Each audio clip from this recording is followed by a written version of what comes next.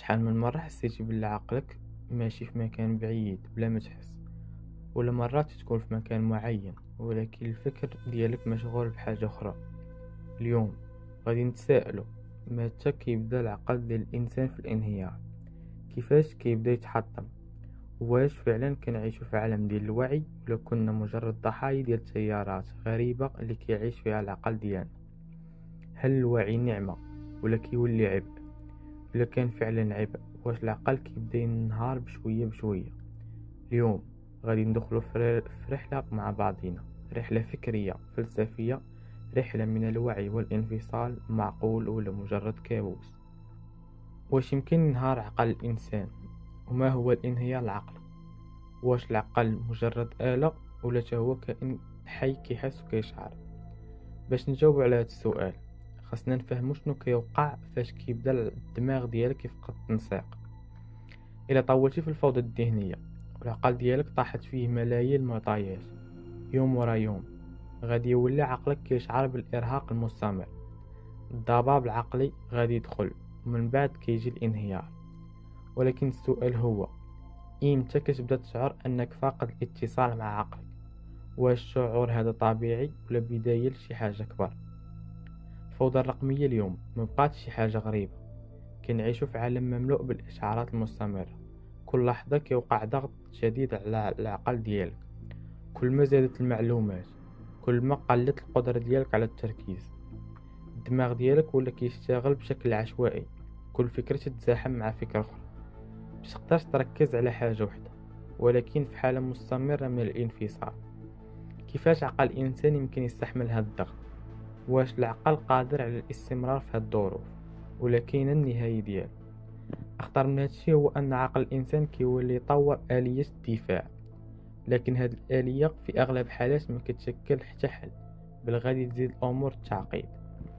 وراء كل هذا كيجي أكبر سؤال: كيفاش العقل غادي يقدر يواكب هاد الفوضى اللي كيعيش فيها كل يوم؟ واش حنا في آخر طريقنا للفقدان الكامل للتركيز والإحساس بالواقع؟ واش فعلا كتقدر تكون في عالمك الرقمي وتعيش فيه وتضل حي في عالمك الداخلي؟ في هذه اللحظة واش ما زلتي قادر تبقى واعي؟ واش عقلك في هذا العالم الرقمي ولا في عالم حقيقي؟ لكن واش فعلا عقل الإنسان يمكن ينهار؟ شنو هي اللحظة اللي كيبدا فيها الانهيار الحقيقي؟ هل هي لحظة انفصال واحدة، أو هو انهيار تدريجي مستمر كيبدا في فترات معينة ومع مرور الوقت كيصير غير قابل للإصلاح؟ ما كانش كاين إحساس أقوى من أنك تحس عقلك كيولي في حالة انهيار بطيء، كأنك في نفق ضيق وانت ماشي قادر تلقى المخرج. من اللحظة الأخرى كيولي عقلك كيحاول يهرب من هذا الواقع. وعلاش؟ لأن المعلومات اللي كتوقف كتلخبطو، وفي لحظة كتكتشف أن عقلك مباقيش قادر يكون متوازن ما بين الواقع والحلم. كتولي مغمور في بحر من الهموم والقلق، وكل فكرة تتكبر وتكبر لكن بدون ما تعرف كيفاش تخرج منها. الدماغ البشري ماشي آلة اللي كتخدم بلا توقف. إلا كنت كدير الضغط المستمر عليه عقلك غادي يبدا يفقد التركيز، ومن بعد غادي يوقع الانهيار. لكن كما أي جهاز العقل بحاجة الراحة. من بعد الضغط المتواصل العقل كيولي ضعيف في تقبل المعلومات، كيتخبط في اتخاذ القرارات.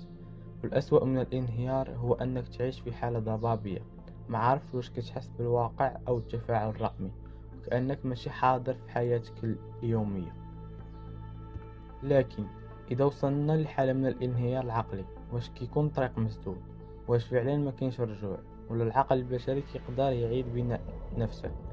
الفكرة الغريب هي أن العقل البشري رغم كثرة المعلومات والضغط المستمر كيملك قدرة لا تصدق على التعافي. كيفاش؟ إنسان يمكن له يسترجع تركيزه ويتعامل مع الفوضى الداخلية اللي كيعيش فيها. كيف؟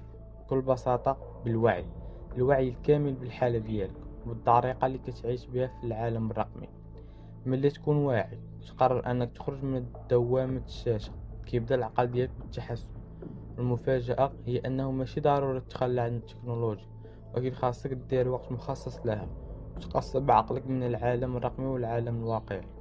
إعادة بناء العقل ماشي أمر سهل، لكن البداية هي الاعتراف بأنك عايش في فوضى.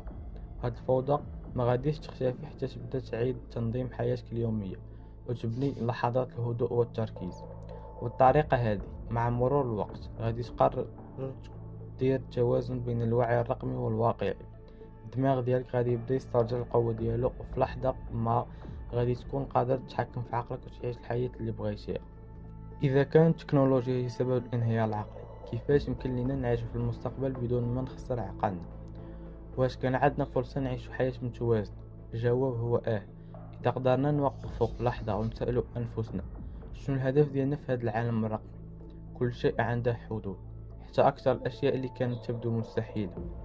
الحل هو الوعي الذاتي. الوعي الذاتي كيساعدنا نوقف في الوقت اللي نحتاج فيه الراحة. ميمكنش نعتمد على التكنولوجيا كوسيلة للهرب من الواقع. العيش مع التكنولوجيا بشكل متوازن يعني أننا نعرف كيفاش نتحكم في وقتنا وعقولنا. المستقبل كيحتاج الحكمة. انت اليوم عندك الخيار، إما تستمر في الحياة بدون تفكير في تأثيرها عليك وتبدأ اليوم تتحكم في حياة الرقمية قبل ما تخرج عن السيطرة. إذا كنت واعي وتقدر تحمي عقلك غادي تكون قادر تعيش حياة متوازنة وتستمتع باللحظات الحقيقية. نحن نعيش في عالم رقمي، لكن لا يمكن أن نسمح له أن يسيطر على عقلنا. وسط العالم الرقمي المزدحم كتكون أسهل حاجة ننسى فيها نفوسنا. الحياة اليومية ديالنا اليوم مبنية على التفاعل مع الأجهزة، الفيديوهات والصور والرسائل. ولكن إمتى آخر مرة حسيتي بها أنك فعلا مع راسك؟ انت ماشي في طريق بعيد عن كل هذه الفوضى، وعشتي لحظة ديال صفاء داخلي.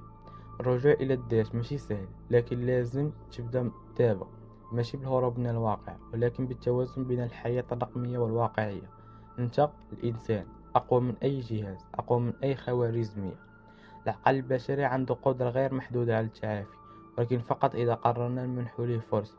العودة إلى الذات تبدأ من اللحظة الواحدة، لحظة كتوقف فيها وتقرر اليوم غادي نعيش بوعي حقيقي.